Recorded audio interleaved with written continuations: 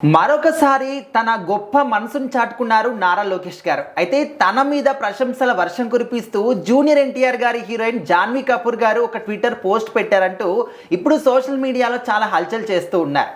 So కొంతమంది అది fake account అని కూడా అంటూ ఉన్నారు. మరి ఇందులో ఎంతవరకు నిజం ఉంది?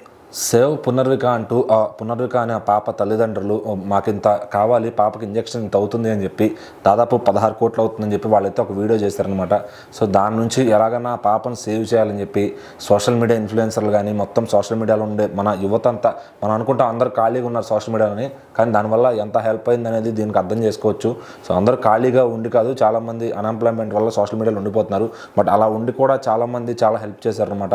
దాదాపు జనాలందరూ కలిసి 10 కోట్లు ఫండ్ రైజింగ్ చేశారంటే అది మామూలు విషయం కాదు. సో దానికి తోడుగా నారా లోకేష్ గారు ఇంకొక 6 కోట్లు నేను ఇస్తాను అని చెప్పి ఆయన అయితే ఒక పోస్ట్ పెట్టారనమాట సోషల్ మీడియాలో.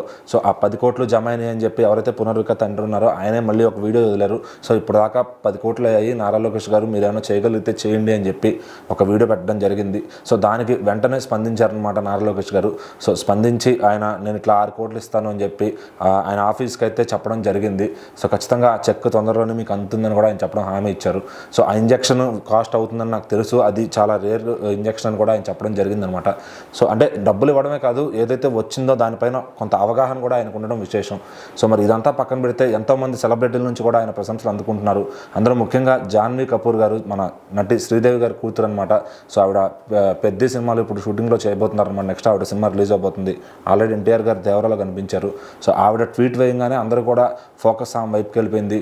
సో చాలా మంచి మనసు ఉన్న వ్యక్తి, ఇలా మీరు ఇవ్వడం సాయం చేయడం గొప్పగా అనిపిస్తుంది అని చెప్పి. అయితే ఇక్కడ ట్విస్ట్ ఏంటంటే అసలు ఆవిడకి సోషల్ మీడియా ట్విట్టర్ అకౌంట్ లేదనమాట. సో ఆ ఎక్స్ ఖాతా ఒక ఫేక్ పర్సన్ ఎవరో నడిపిస్తున్నారు. సో దానికి జాన్వీ కపూర్ గారి పేరు ఆవిడ ప్రొఫైల్ పెట్టుకుని నడిపిస్తున్నారు అనమాట. సో జనరల్గా జాన్వీ కపూర్ గారు అంటే ఫాలోవర్స్ మిలియన్స్లో ఉంటారు. ఆ అకౌంట్కి చూస్తే అంత ఫాలోవర్స్ అయితే లేరనమాట. సో అక్కడ అర్థం చేసుకోవచ్చు అది ఒక ఫేక్ అకౌంట్ అని. సో వాళ్ళ సెల్ఫ్ ప్రమోషన్స్ కోసం, కొన్ని రీచ్ స్టేటస్ కోసం, అంటే ఈ మధ్యన బ్లూ టిక్ పెడుతుంటే వాళ్ళకి రీచ్ వస్తుంది, ఆ రీచ్ వస్తే అమౌంట్ వస్తాయి అనమాట. అలాంటి వాళ్ళు కొంతమంది చేస్తున్న పని అది. సో అది చాలామంది అవగాహన లేక నిజంగా ఆవిడే పోస్ట్ చేశారనుకుంటున్నారు. అసలు ఆవిడకి ఈ ఇష్యూ పైన అయితే సంబంధం లేదు. బట్ ఏమైనా కానీ చాలామంది ఆవిడే చేశారని అయితే ఫిక్స్ అయ్యారనమాట.